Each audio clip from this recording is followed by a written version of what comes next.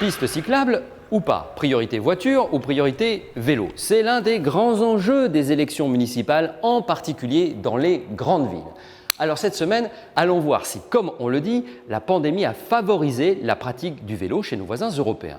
Nous vous emmenons dans les rues embouteillées de Bruxelles et de Moscou, sur les pistes cyclables de Berlin et chez un réparateur de vélos à Rome.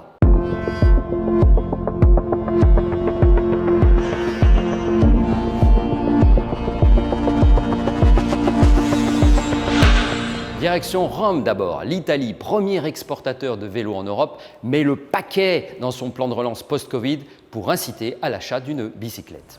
Vous voulez acheter un vélo neuf ou d'occasion, classique ou électrique, une trottinette même?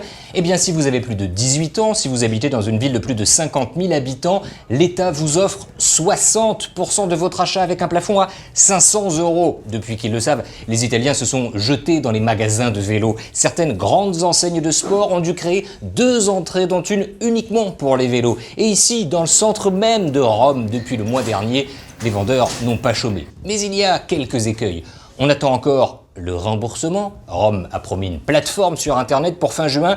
Et puis à Rome aussi, les pavés, les parkings ne sont pas les meilleurs amis des cyclistes, les automobilistes non plus. Très en avance sur nous, l'Allemagne. Un Allemand sur 2 utilise son vélo chaque jour et plein de nouvelles pistes cyclables ont été créées pendant le confinement. Les pistes cyclables ont fleuri dans Berlin, on a appelé ça des pistes pop-up. Elles sont apparues sur des voies habituellement réservées aux voitures sur de très longues distances, au nombre d'une vingtaine. Elles vont être pérennisées, la ville de Berlin va en créer quasiment une trentaine d'autres dans les jours qui viennent. Ici, c'est le plus grand magasin de vélos d'Allemagne. Les ventes ont augmenté de 40% pendant l'épidémie et ça continue définitivement. Les Allemands, plus encore qu'avant, ont fait le choix du vélo plutôt que les transports en commun jugés plus risqués. À Bruxelles maintenant, c'est plus compliqué, mais ça bouge.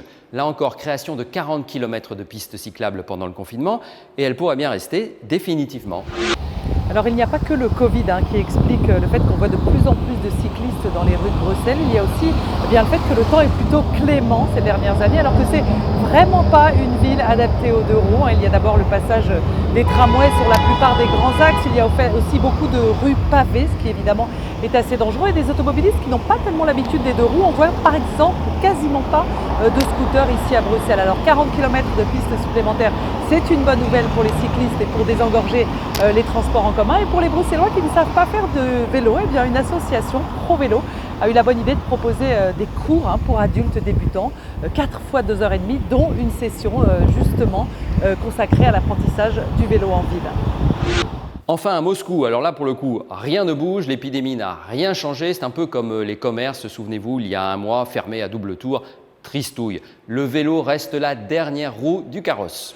À Moscou, en dehors des balades estivales, près des parcs environnants ou à côté des monuments historiques, grâce à un système de 3200 véloservices comme celui-ci, utilisé d'ailleurs surtout par les jeunes moscovites le week-end, la pratique de la bicyclette est relativement limitée. On peut le comprendre d'ailleurs dans une agglomération de 12 millions d'habitants qui préfèrent et de loin les transports en commun, surtout quand on pense que pendant 6 mois de l'année, les températures sont inférieures à 0. Alors, avec une centaine de kilomètres de pistes cyclables, les 4 roues seront encore sans doute ici pendant longtemps maîtresses des grands boulevards de Moscou. En résumé, c'est clair, en Europe occidentale en tout cas, dans cette période post-Covid, le vélo a le vent dans le dos. Allez, je vous laisse, à la semaine prochaine.